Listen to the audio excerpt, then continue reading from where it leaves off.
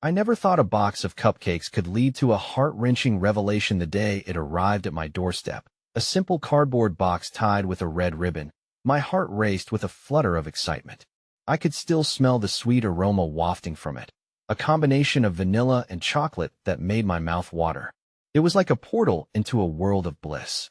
But little did I know, it held secrets that would shatter my reality that I couldn't suppress my curiosity. As I carefully untied the ribbon, the lid creaked open, revealing a dozen beautifully decorated cupcakes, each adorned with a swirl of rainbow frosting. My favorite. But among them, one stood out. It was smaller, the icing swirled in a way that mimicked a gentle wave. I felt a chill. Something about it felt wrong. I shook it off. Just cupcakes, right? But as I reached for it, I noticed a tiny note tucked beneath the cupcake. My fingers trembled, a lump forming in my throat. Who sent this? I unfolded the note and read the words that sent shivers down my spine. You have a choice to make. I glanced around, half expecting someone to leap from behind a bush to laugh at my foolishness. But it was just me. The world outside my window felt distant, muted, like I was underwater. My heart raced as I scanned the note again. A choice? What did that even mean? I thought of my brother, Tom. He had just moved to the city, attempting to start fresh after his divorce. I felt compassion and fear wrapping around my chest like a vice. I could call him, but would he get tangled in whatever sinister thread was woven through this cupcake mystery? Fingers still trembling, I picked up the peculiar cupcake, studying it closely. It looked innocent enough. Still, that gnawing feeling churned in my stomach, a premonition of impending doom. The uncertainty grew heavier, casting a shadow over the delight I had expected from such treats. I could feel the silence of the room pressing in on me, thick and suffocating. What had my life come to? A box of cupcakes whispering secrets and choices? I felt as if I was standing on the edge of a cliff, the air tight in my throat, ready to plunge into an unknown abyss. My chest tightened as I flitted through thoughts of what lay ahead. My life had been a series of choices, each tethered to the people I loved. Tom's struggle echoed in my mind. The last time we spoke, he sounded so lost. I bit my lip, fighting the imminent tears. Should I reach out? But what if this was somehow connected to him? I could help him, but at what cost? As the question lingered, the cupcake started to tremble in my hand. Was it my nerves? No, it shook. I dropped it back into the box, stunned. What kind of madness was this? I was spiraling into a world of absurdity. Just then, the doorbell rang, jarring me. I froze, staring at the box like it was a live grenade. The voice on the other side of the door called, "Hey, it's Tom." A thunderous heartbeat drowned out the sound of his familiar laughter. Should I answer? What could this mean? I stared at the cupcakes, each one an innocent trap, hiding secrets I couldn't comprehend. I stood frozen, caught in my frantic thoughts. What had come alive inside that sweet little box? What had I unleashed? Hey, before we continue with this amazing story, I need to give you an important heads up. Many subscribers have reported that YouTube unsubscribed them without warning.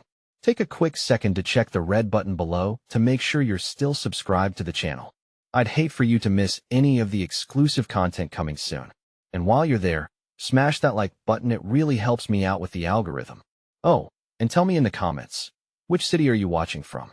I love getting to know every amazing person who's part of this community. Your participation makes all the difference. Let's connect. The door knocked again, this time more insistent.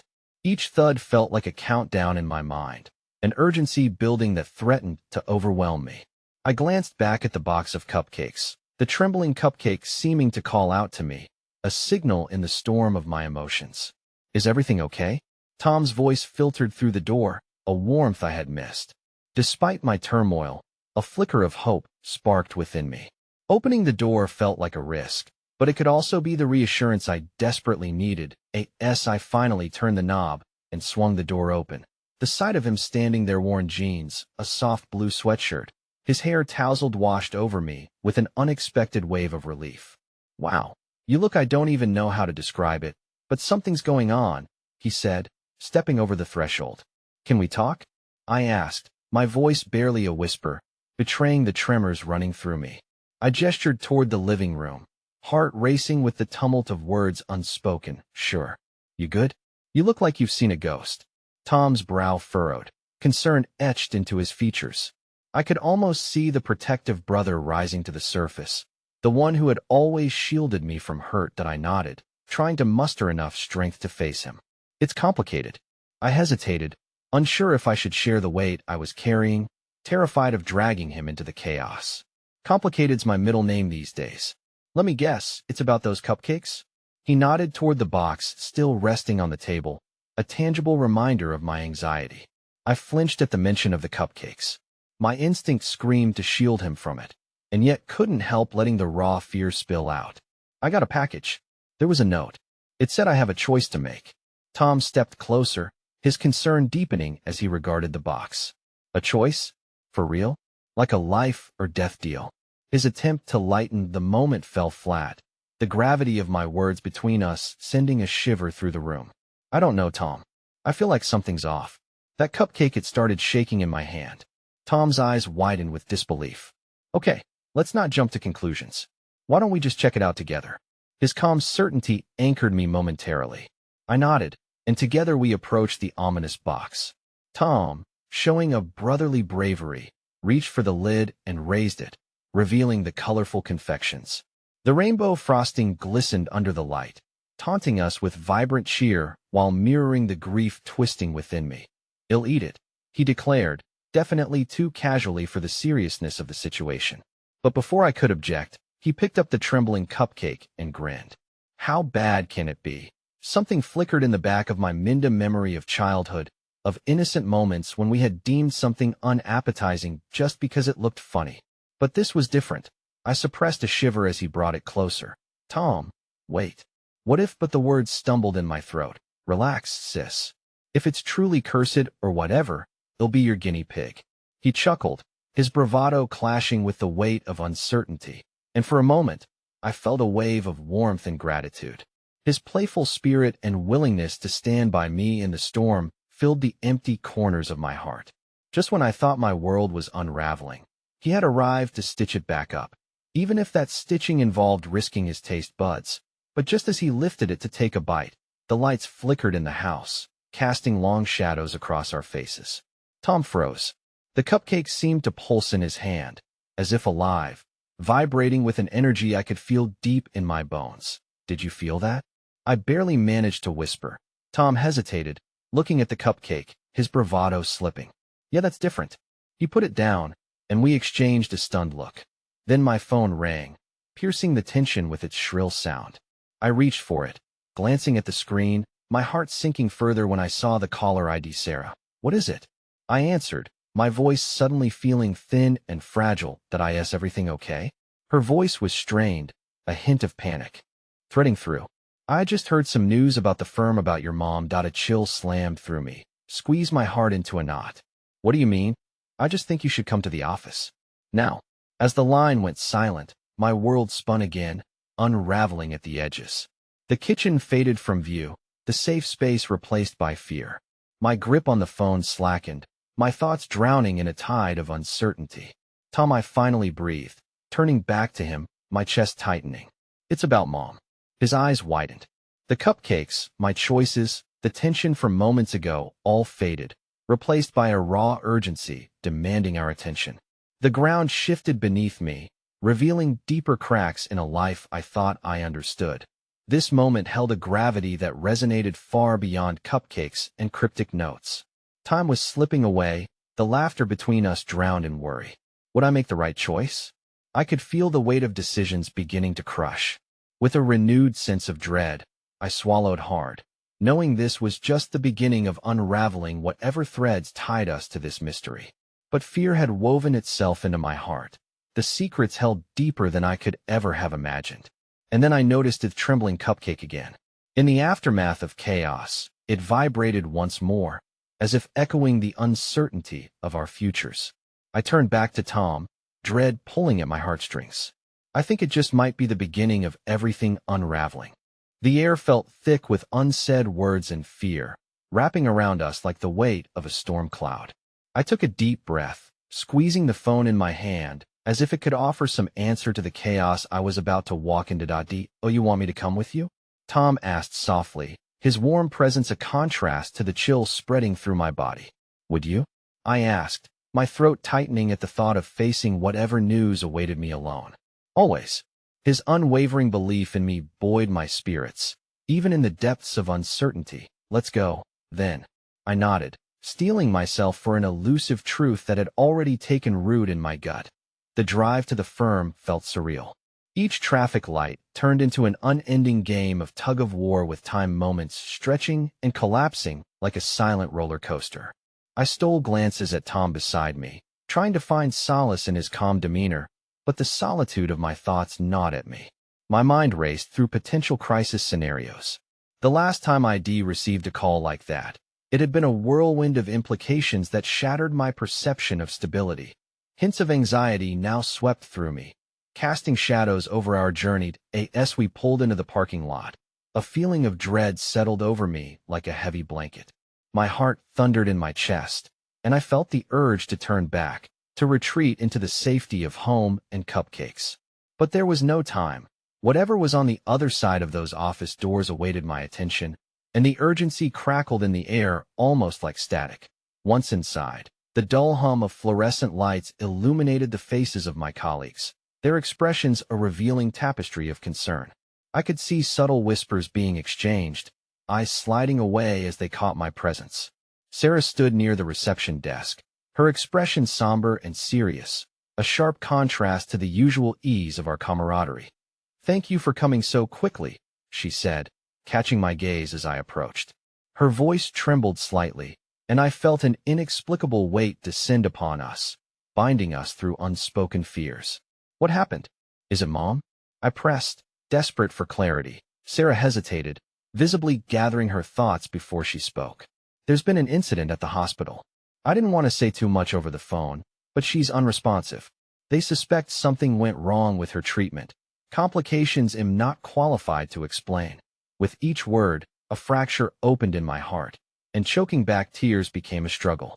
The cupcake box flashed in my mind, a bizarre reminder of innocence now marred by the looming horror of reality. "What do you mean unresponsive? How serious is it?" I could barely keep my voice steady, that last word escaping me like a whisper of ice.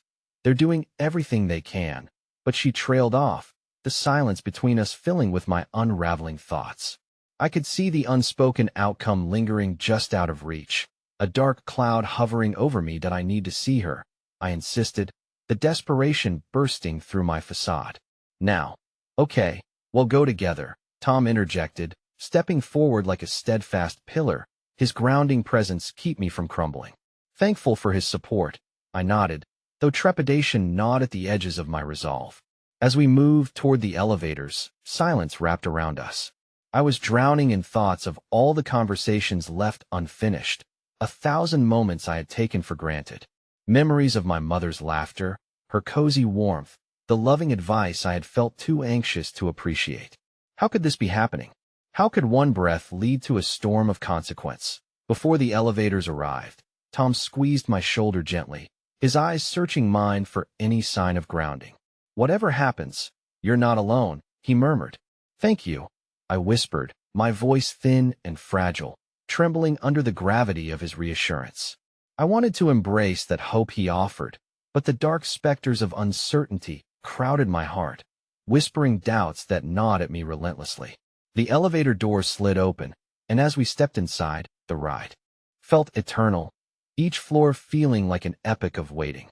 When the doors finally opened again, I felt a surge of adrenaline, each pulse of my heartbeat echoing against the sterile walls of the hospital. We rushed down the sterile corridor, and I could hear the beeping machines, sharp enough to slice through the heavy air. My anxiety coiling tighter with each step. Where do we go?" I stammered, scanning the area.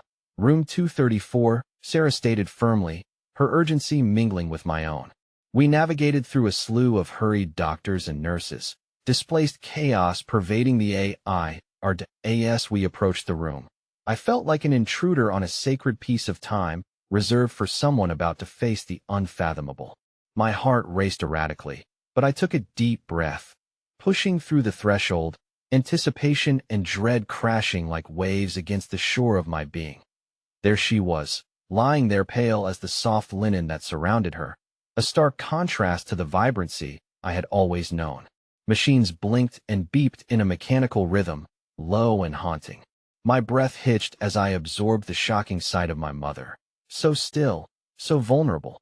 And then, everything seemed to ground to a halt. The world narrowed, reducing to the single breath leaving my lips. I reached out, the impulse to connect with her overwhelming, and just as I grasped her hand, a cold sensation surged through me.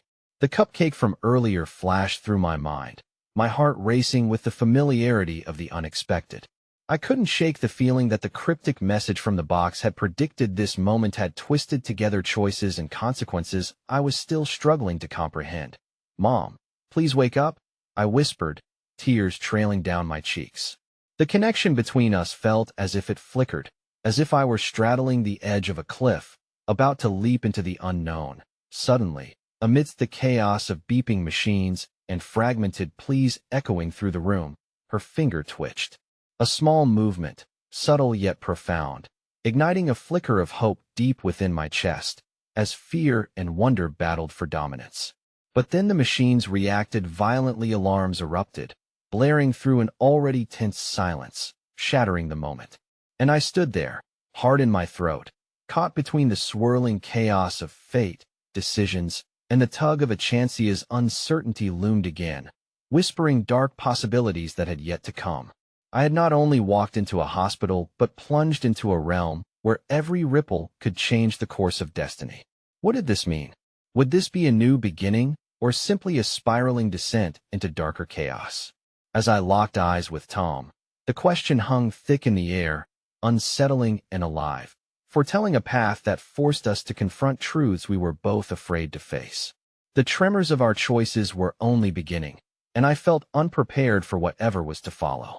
The cacophony of blaring alarms melded with the sound of rushing footsteps, fracturing the thick air around us. My mother's eyes remained closed, the mechanical rhythm drumming an ominous beat in my ears. I felt Tom's hand slip into mine, squeezing reassuringly, yet dread hung like a shroud over us. "Stay calm," Sarah murmured, her voice steady though her eyes betrayed anxiety as she rushed to the emergency call button. The urgency in her actions was layered with a sense of helplessness, as if she, too, understood the fragility of this moment. "What's happening?" My voice broke on the last word, as I struggled to maintain composure, almost afraid to turn back to my mother. The room spun, a tumultuous whirlwind threatening to swallow me whole. Tom's grip tightened, grounding me. "They're just trying to help her, okay? We need to trust them." His warm gaze was an anchor amidst the chaos, urging me to breathe, to hold on to the possibility that she might still find her way back to us. The flood of nurses poured in, swift and purposeful, moving with practiced grace that belied the underlying panic. I felt useless, a bystander in a theatrical scene, as they worked around us, their silhouettes blurring as shadows tangled together in distress. And yet, amid the chaos, a voice rose above it, Alice's soft, tentative murmur from my mother's lips. "Lila?" It escaped her throat like a fragile butterfly emerging from a cocoon, almost lost in the flurry of urgency enveloping the room. "Mom," I gasped, astonished as I crossed the small distance to lean closer, desperate for her words to reach me clearer. The nurses paused briefly, their attention pivoting towards the flickering sign of life emanating from my mother like a light piercing the gloom. Stay with me," she murmured, her gaze fluttering beneath her eyelids as she strove to emerge from the shroud of unconsciousness. "I'm right here," I whispered, feeling the contours of joy and fear collide within me. I squeezed her hand, feeling the warmth beneath her skin and tethering it to my heartbeat. It felt like a pact, a silent vow that no matter how turbulent the storm, we would not face it apart. The medical team worked diligently, their eyes exchanging deliberate glances filled with meaning. Time seemed to stretch. The minutes blurred together into an agonizing span that twisted my heart in knots of uncertainty. But then something shifted. The alarms that had screamed incessantly began to soften, slowly fading into a more rhythmic cadence. "Her vitals are stabilizing," one of the nurses called out, a hint of relief laced in her voice. In that moment, a rush of air swept through the room, breathing light back into the shadows. But the flicker of hope that ignited within me also brought with it a wave of questions. What had truly gone wrong? I glanced at Tom, searching for answers in his eyes, but found only the same concern mirrored back at me. A doctor stepped to my mother's side, his brow furrowed with concentration as he spoke. We're going to need to monitor her closely. There may be lingering complications from the treatment she received, but we'll do everything we can. You'll need to be prepared for a bumpy road ahead. It's too early to gauge the long-term outcome. The weight of his words settled heavily over us, and as much as my heart danced with the relief of seeing my mother conscious, anxiety gnawed at the edges of hope. Can I stay here? I asked, my voice trembling, willing the doctor to see the fierceness of my love, my need to protect her against this unknown. Of course, he replied softly. Family is crucial in these moments. Just remember, healing takes time. As the scene began to stabilize, I caught a glimpse of Sarah standing by the door. Though her features betrayed a hint of relief, there was an unshakable worry etched across her face. In that moment, I remembered her vulnerability to the way she had stood by me when shadows plagued my days. Thank you for being here, I breathed, shifting towards her. Her eyes shimmered with unshed tears. You don't have to thank me, Lila. I'm here because I want to. We're all in this together. As she moved to join us, Tom pulled me closer, and despite the panic hovering in the air, warmth swelled in my chest. The support ignited small embers of hope amid the ashes of fear. But just then, in the midst of our fragile optimism, my phone buzzed insistently in my pocket, a stark intrusion into our newfound moment of solace. I fished it out, seeing an unfamiliar number lit up on the screen. My heart raced as I answered, dread crawling back into my thoughts. Lila? The voice on the other end sent icy tendrils sweeping through me. It was a man, his tone serious, each word heavy with implications. We need to talk about your mother's treatment plan. There's something you need to know. Who is this? I demanded, my anxiety igniting. Out of the corner of my eye, I saw Sarah lean closer as if trying to catch my words, her brow knitting in concern that I can't explain everything over the phone. Please, could you meet us at the office? Right now? I stammered, the cascade of uncertainty crashing down over me again. Yes. It's urgent. I could hear the undertone of desperation in his voice, a shadow of dread that echoed the very fears I was trying to suppress. The world around me began to blur once more, a haze of fear and confusion drawing tightly around me. I felt Tom's hand slip into mine, his quiet strength urging me to regain footing in this swirling chaos. I have to go, I finally said, my resolve hardening as urgency reached out like a tendril curling through my veins. Tom looked at me, his eyes reflecting a mix of confusion and determination, as if he understood how unpredictable the road ahead could be. What about your mom? He asked, concern thickening his voice. She'll be okay for now, I replied, though my voice trembled with uncertainty. But I can't ignore this. I need to know what they are hiding. And in that moment, beneath the surface of our interwoven fears, I felt the unsettling prospect of the unknown start to churn anew, uncertainty morphing into a storm of knots as I stepped back from the rays of hope, plunging back into the depths of darkness.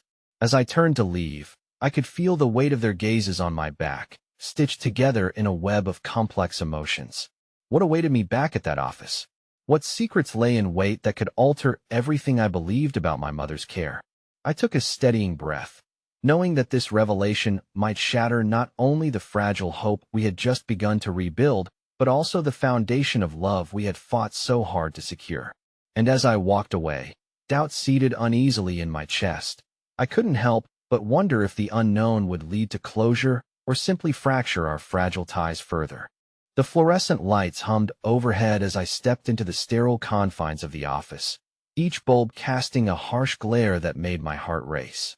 The faint scent of antiseptic mixed with something sweet wafted through the air, and for a split second, the memory of my mother's laughter over a batch of freshly baked cupcakes flickered in my mind.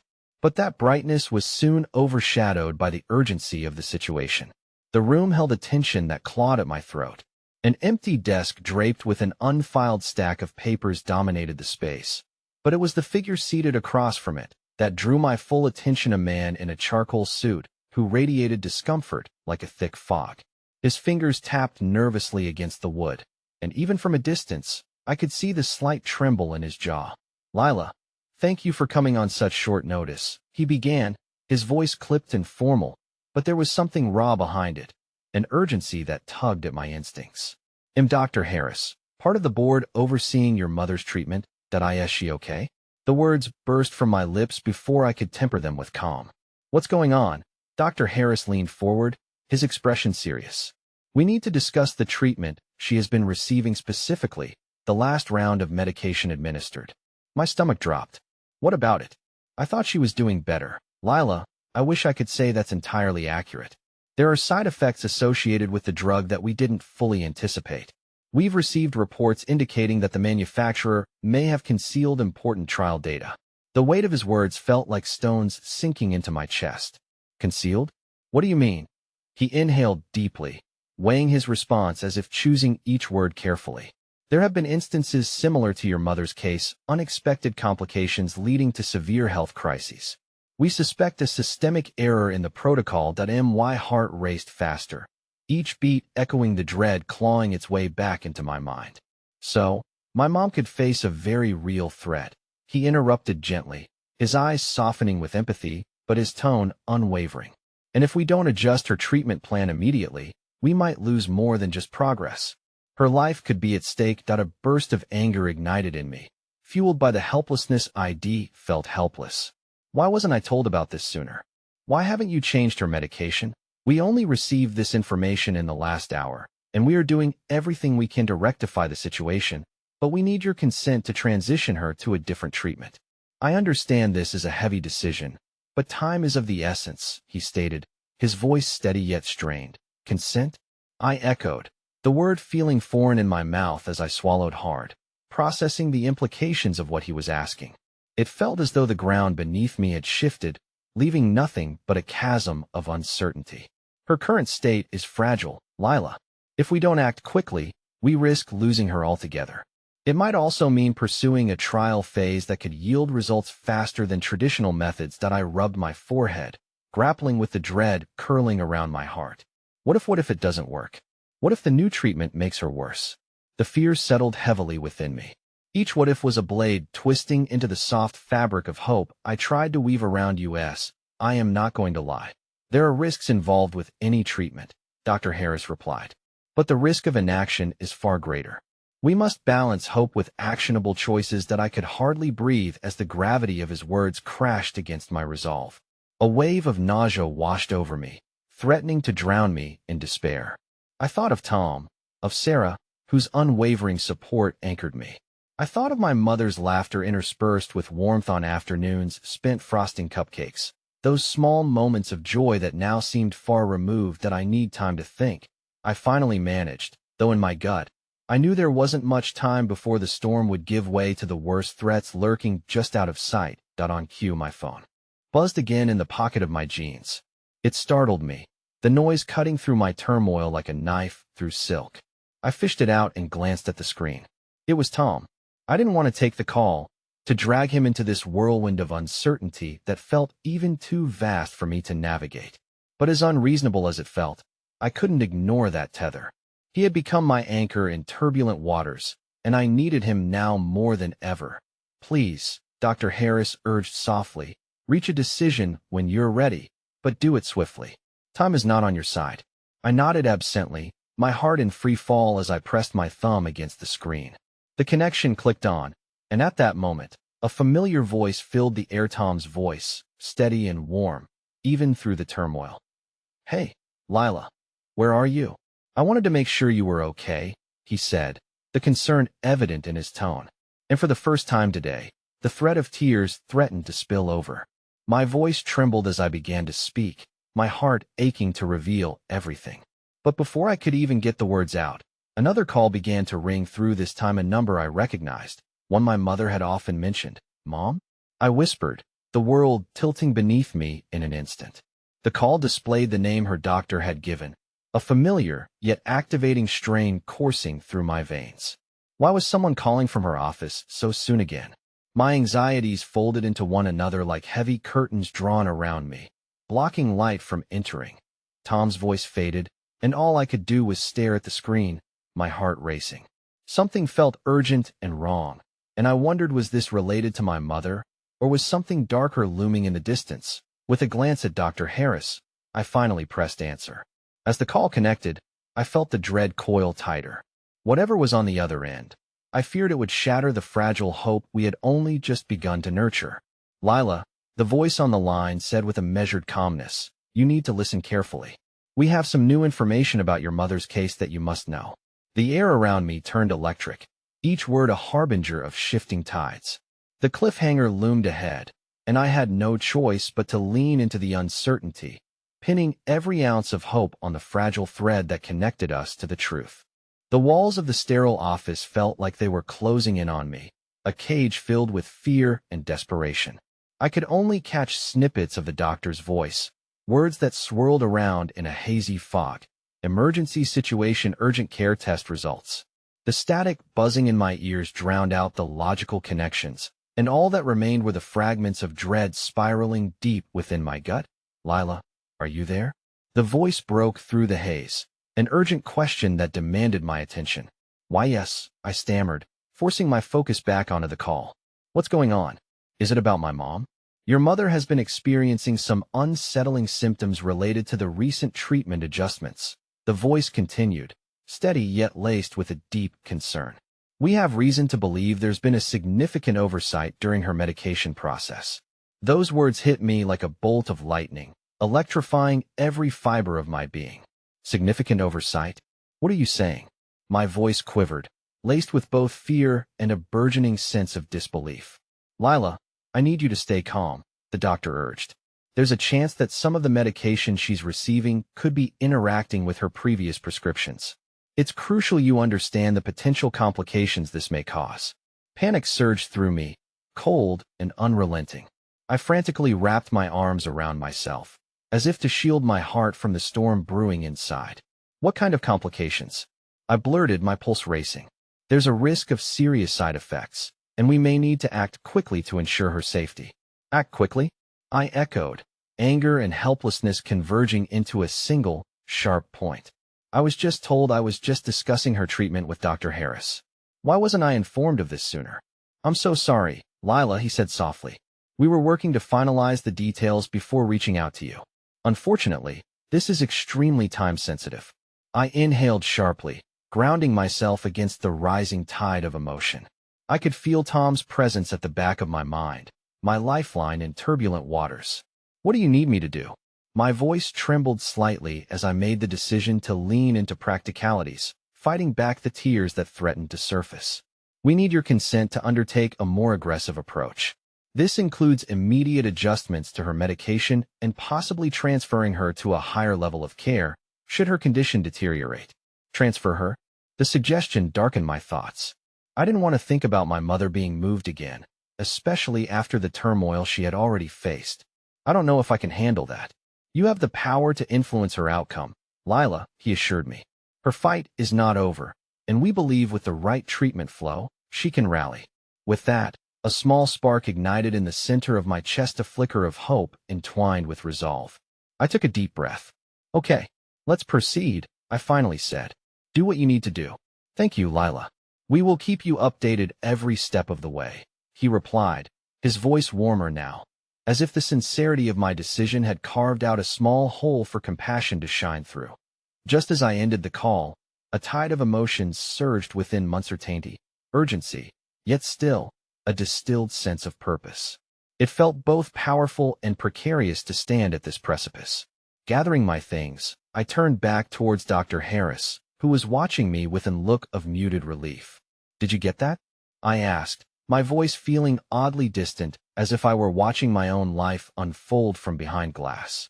He nodded gravely. "I did. You made the right choice, Lila. Well, expedite the process." Right, my heart clenched as I thought of my mother trapped somewhere in this sprawling web of bureaucracy and medical decisions. "When will I know more?" "Soon," he assured me. "We are moving as fast as we can. They'll keep you updated on her condition and any changes in treatment." As I walked out of the office, the fluorescent lights buzzed low, wrapping around me like a thick blanket. The weight of the world felt like it pressed heavy on my shoulders, and yet, within the shadows, the possibility of hope flickered faintly, a fragile being struggling to survive. Outside, Tom awaited me, his face lighting up as he caught sight of me. Hey, there you are. I was getting worried. Tom, I breathed, the relief flooding through me like a cool breeze. I could finally lean into his steadiness, the warmth of his presence cutting through the anxiety. There's so much going on. I'm here. Just tell me what you need, he said, placing a reassuring hand on my back. As we walked together, I glanced back at the office, uncertain of what the next chapter would hold, but savoring the comfort of his steadfastness. Just as I was ready to gather my thoughts, my phone buzzed again. It was from home, Sarah sending a message that made my heart race. We need to talk. I just found out something about your mother that you don't know. A powerful knot twisted inside me, pulling me in two directions. Everything felt precarious, like standing on the edge of a cliff, ready to leap into the unknown that awaited me below. I exchanged an uneasy glance with Tom, feeling the weight of the revelation that might bury the fragile hope we had just begun to nurture. Lila? Tom asked, noticing my pale expression. I don't know, I whispered, the tremor in my own voice reflecting the storm brewing inside me. What more could possibly come to light? What did Sarah uncover that could change everything again? With the uncertainty draping heavily over my shoulders, I took a deep breath, bracing myself for the next wave of unsettling news that unraveled before me, neither ready nor willing to face what was to come. The drive home felt endless, each turn as heavy as the thoughts swirling in my mind. Tom sensed my unease and didn't fill the silence with empty reassurances. Instead, he sat quietly beside me, allowing the tension to stretch and linger. The weight of Sarah's message crashed against the delicate hope I'd tried to build, feeling more like a tether dragging me back into despair. As we neared my childhood home, I glanced at Tom, his eyes focused on the road, but unmistakably concerned. What do you think she found?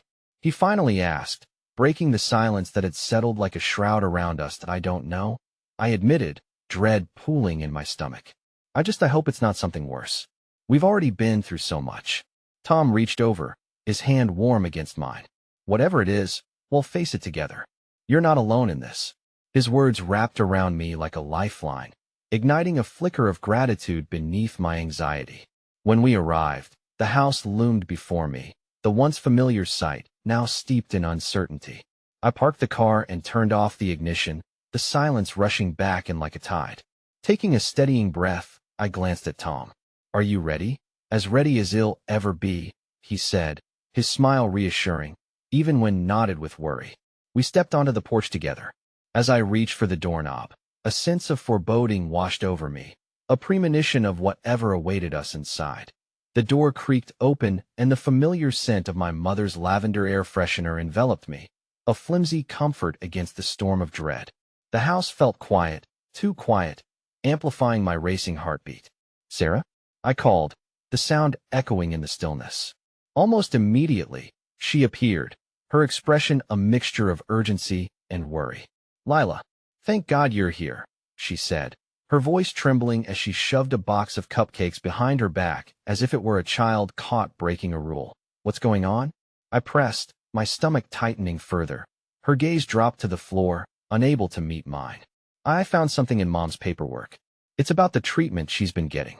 That's why I needed to talk to you. A sick feeling twisted in my gut as I stepped closer, the cupcakes still hidden from view. What did you find, Sarah? Please, just tell me. Her hands trembled, and I could see the fear reflected in her eyes. Steeling myself for the worst, I simply stood and waited for her to prepare her words. It's regarding her diagnosis, she whispered, her voice barely a breath. What about it? The words came out harsher than I intended, urgency flaring in my frustration at the drawn-out moment. She finally met my gaze, her eyes wide and glistening. Lila, the paperwork indicates that her cancer may not just be stage 2 like we thought. It's advanced, maybe even stage 4. They didn't say anything to you, but I found records they overlooked. It's worse than we know. The world around me suddenly spun, the walls seeming to close in tighter than before. The cupcakes were a chaotic emblem of false celebration, of sugar-coated ignorance to the tragedy looming ahead. No, I gasped, stepping back as if her words could somehow hurt me physically. Lila, I'm so sorry. I didn't know how to tell you. Why didn't they tell us? My voice rose, panic seeping through the cracks of disbelief. We have a right to know. Sarah reached out as if to comfort me, but I flinched away. What else have they been keeping from us? Is she even getting the right treatment? The last question hung heavy in the air, fraught with desperation that I don't know. Sarah's voice cracked, the tears pooling in her eyes. I thought you should see it for yourself. I didn't want to keep it from you, but I didn't think you were ready. I'm not ready for any of this, I shouted, the turmoil within me spilling out in waves. Facing my sister felt like facing a mirror reflecting my own inadequacies. I have to talk to the doctor.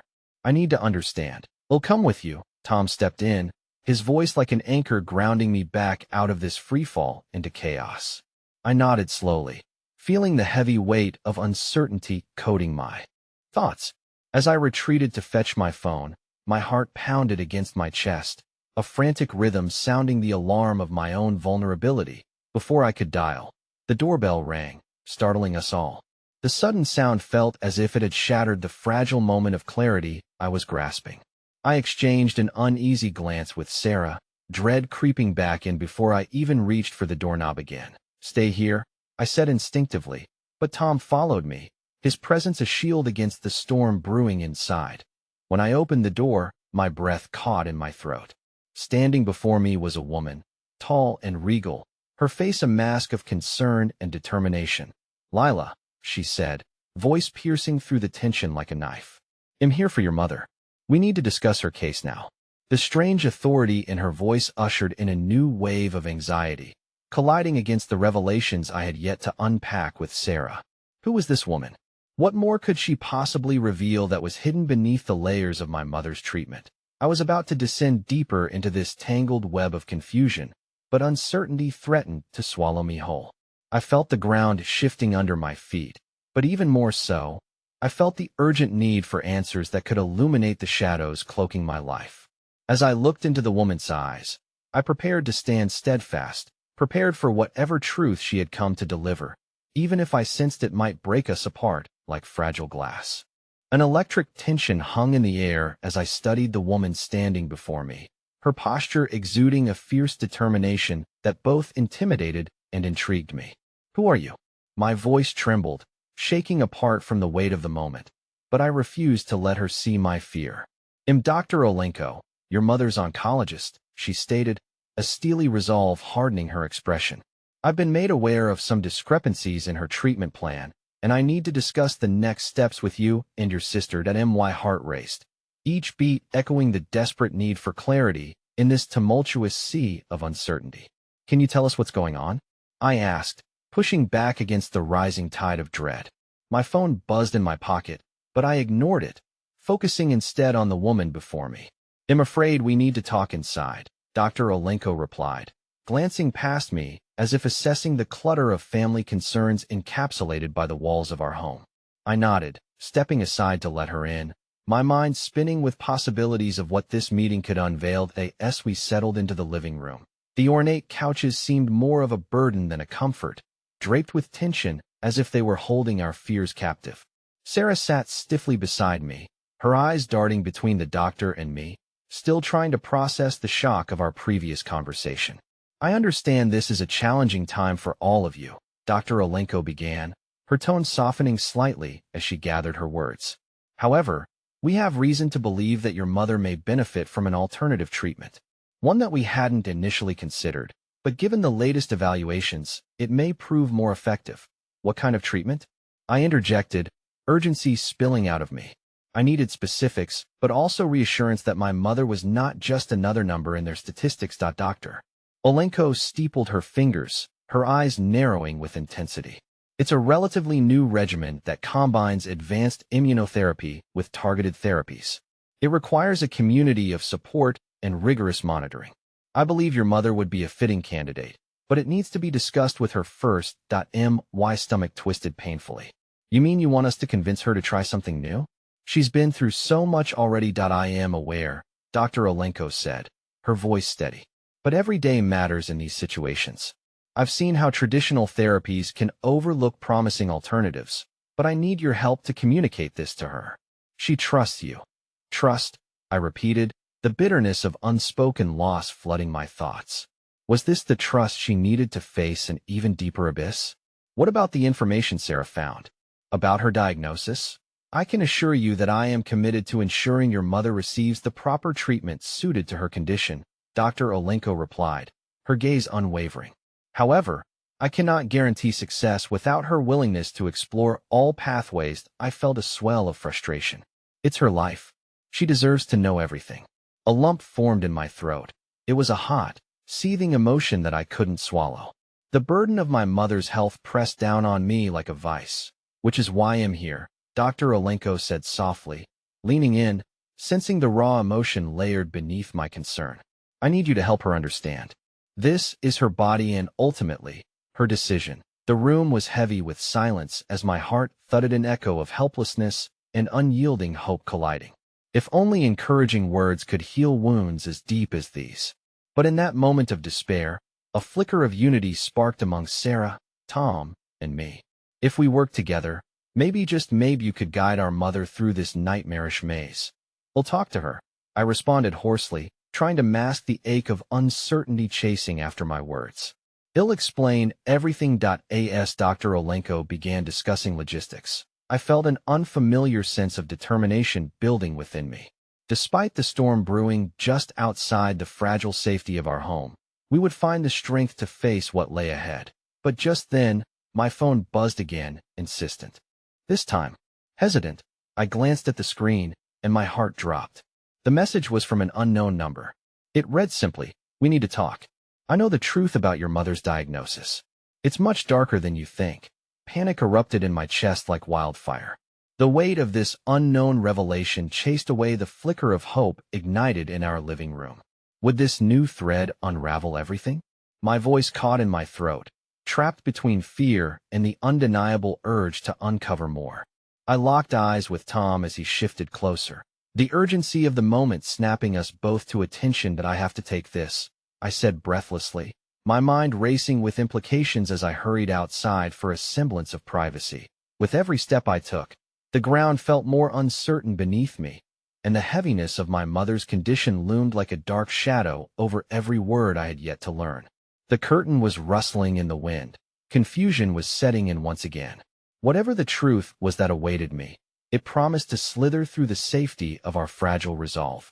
The air outside was fresher, yet it carried the same hint of foreboding that clung to the walls of our home.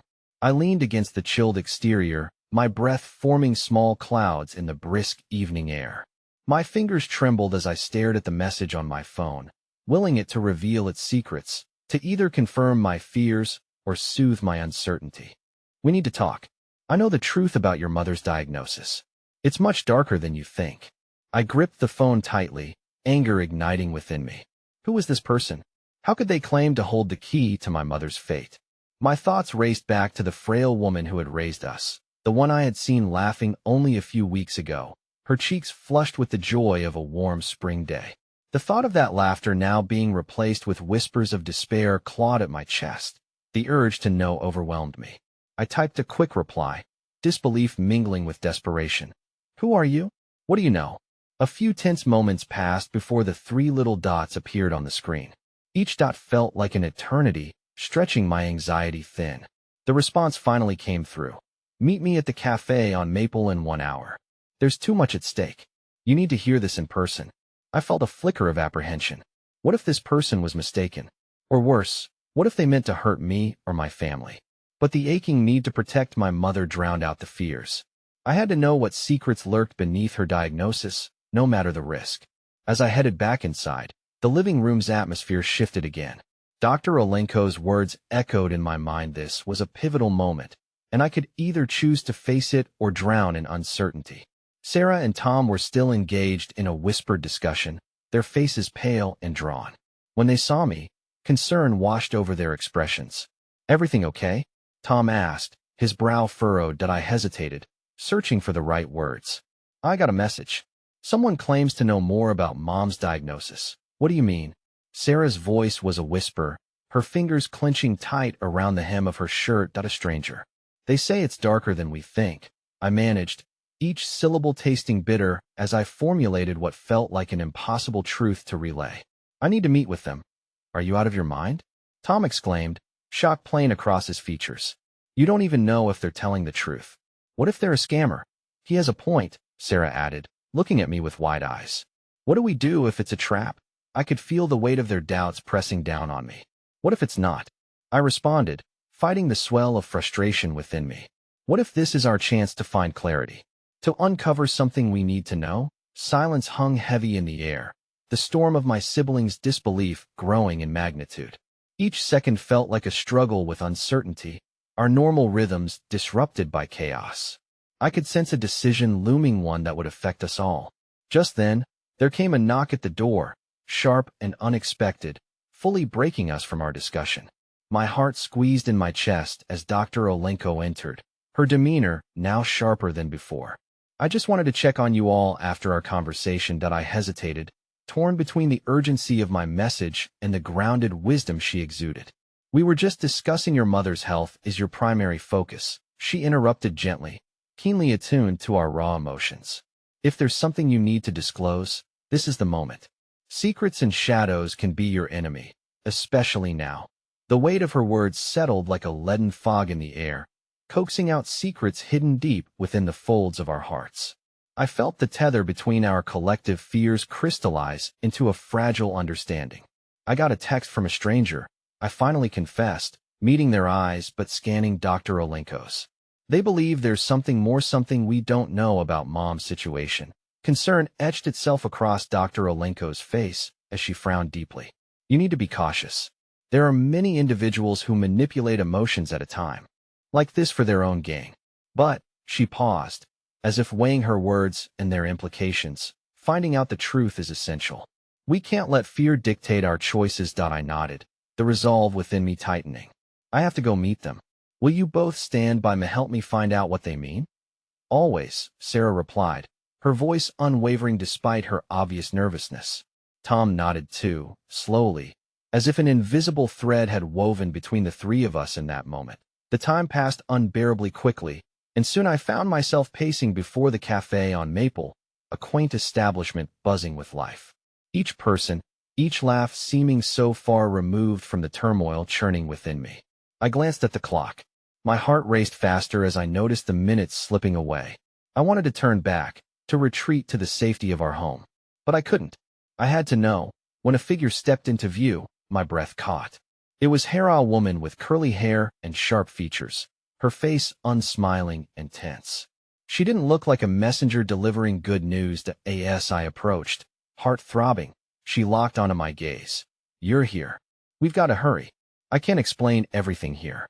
What's going on? I gasped, fighting the instinct to run. I have proof, she replied, her voice low, filled with urgency. Proof that your mother's diagnosis has been misrepresented. But you need to see it to believe it. A chill raced down my spine. I opened my mouth to ask more questions, but before I could, she leaned closer and said the words that sent my heart plummeting deeper into an abyss. You're not ready for the truth, and what I'm about to show you will change everything.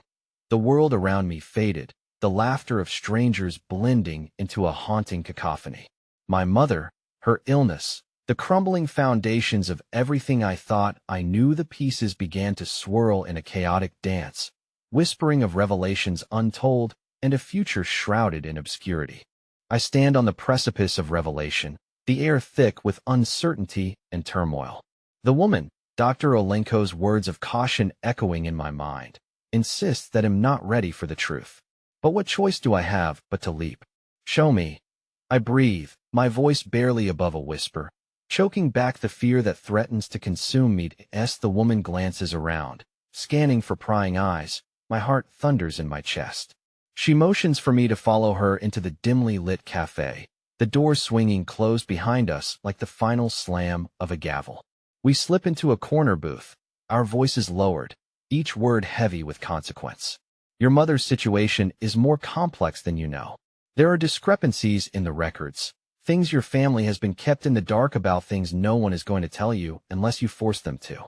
I tremble at the words, knowing that whatever she reveals could shatter the fragile reality I've been clinging to. What do you mean? I press, curiosity and dread twisting within me. I have proof, she murmurs, pulling out a folder filled with documents that look eerily familiar. My hands shake as I reach for them, and as I sift through, the world outside fades away. The glaring text hits me like a freight train. Wrong diagnoses, omitted notes, evidence of negligence. Each page is a dagger, slicing through the sanctuary of denial I had built. You have to show this to Dr. Olenko, the woman urges, anxiety edging her tone. With this information, you can confront the hospital, demand clarity. This isn't just about your mother's life. It's about justice. The gravity of her words strikes deep within me. What if it's too late? The question spills from my lips, unbidden. The weight of reality crashing down that it's never too late, she insists, her intensity flickering like a candle on the brink of extinguishing. But you need to act now before they silence you. I look down at the chaotic swirl of ink on paper me mother's life, wrapped in a shroud of deceit. Rose-colored memories dance before me, her laughter becoming a bitter pang of nostalgia. If what she says is true, everything we've fought for could be crumbling under the weight of lies hidden beneath sterile sheets and clinical indifference. I need time to think, I whisper, overwhelmed, my breath hitching in my throat. I'm not just fighting for an explanation. I'm tangled in a battle for my mother's dignity, for her life. I can't just spring this on her. It feels like a landmine, waiting to explode. The woman's gaze softens, an understanding swirling beneath the urgency. I know it's heavy. I just wanted to ensure you had the truth before making any decisions. She glances at the clock, and panic floods my veins. They'll leave this here, she states, sliding the folder toward me. Use it wisely, in an instant. She's gone, melting into the flow of cafe patrons who remain blissfully unaware of the turmoil unfurling in this insulated corner of the world. I grasp the folder, feeling the weight of the truth settle upon my shoulders like lead. The drive back to my childhood home feels torturous, a montage of memories flashing through my mind, the quiet mornings filled with the smell of my mother's coffee, laughter shared over puzzles and family dinners. Each heartbeat rings with dread, but I steel myself for the inevitable confrontation. Tom and Sarah are waiting when I get home, their faces a mirror of anxiety twisted with concern. They can see it in my eyes before I can even speak. What did you find out? Tom asks, stepping closer, his voice laced with worry. They weren't honest with us. I manage, taking a deep breath, forcing the words past the lump in my throat. About her illness, about everything. I brandish the folder, my own shaking hands trembling under its weight. Their eyes widen in horror as I recount every dark detail, but the fear in their gaze is intermingled with a fierce determination. It ignites a fire within me. What do we do? Sarah asks, her voice steady yet tinged with uncertainty. We go to Dr. Olenko. We demand answers. I respond with newfound resolve. And we ensure our mother knows the truth. She deserves to fight for her life, not live under the shadow of deception. The room echoes my sentiment as we band together, united in horror and love as we push forward into the unknown. I sit down and pull out the documents once more, the stark reality settling into my bones. Whatever happens, I promise, looking from Tom to Sarah, we face this together. The three of us look at each other, nodding firmly, knowing we stand against a formidable force, yet emboldened by our unity. We've traversed through thick fog before. This is merely another trial, one we'll confront together. But before we can delve deeper, my phone buzzes, a familiar name lighting up the screen. It's Dr. Harris. Hesitation grips at my heart, but I know now this is not the time to retreat. Whatever he has to say, it's important. It could tie into our plans. With a deep breath, I press the green button, the moment capturing the essence of this chaotic journey. Lila, his voice comes through, serious yet warm, a counterweight to my spiraling thoughts. I need you to come in. We have to discuss your mother's current status and a potential treatment plan. Now? I can barely keep my voice steady, but there's no turning back. Yes, it's important. They'll be waiting for you. I hang up, adrenaline surging through my body. Tom and Sarah nod at each other, the determination mirrored in their expressions. We're going to confront the shadows. Together, we step into the storm of uncertainty, united in love and the urgent quest for truth. As we move toward the door, I pull the folder tightly to my chest, the whispers of doubt fading away. The clarity of our mission sharpens in my mind. As difficult as this task may be, it is one we will not face alone. As we head out, Sarah grips my arm, her voice soft yet fierce. No matter what you find inside those walls, Remember your mother raised us to be brave. We can face anything together. I nod, her words igniting a warmth in my chest that washes away my fears. As we navigate the threshold of uncertainty, I know that the bonds of love and support will guide us through whatever awaits us on the other side. We are stronger together, and no matter how dark the truth may be, we will shine light upon it. This journey is not just about my mother. It's about unearthing the layers of our family, reclaiming our narrative from the shadows. As we step into the night, a sense of purpose wraps around us, fiercely determined to reveal the truth and to fight for the love we cannot lose. In that moment, I realize that love is the greatest force of all, the lighthouse guiding us safely through the storm. And oh, how we will fight.